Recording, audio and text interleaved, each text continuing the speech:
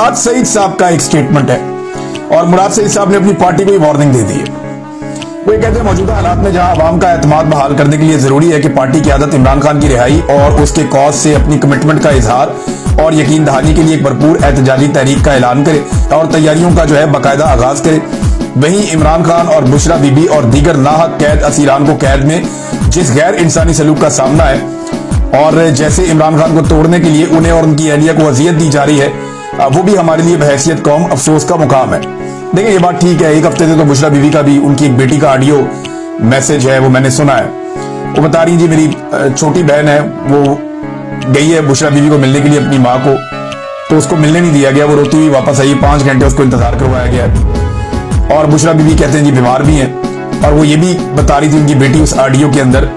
कि उनका कूलर खराब है और वो बहुत गर्मी में शदीद हबस के अंदर वो वहां पे रह रही हैं और उन्होंने बार बार अपील की है मेरा कूलर ठीक किया जाए, लेकिन वो नहीं किया जा रहा। तो और बहुत सारी बातें हैं उनकी बेटी कह रही थी कि ये किस तरह का निजाम है, किस तरह की हुकूमत है, हमारे इंसानी हकूक भी हमें नहीं मिल रहे। बहरहाल ये मामला तो है, ये बात ठीक की है मुराद सईद ने।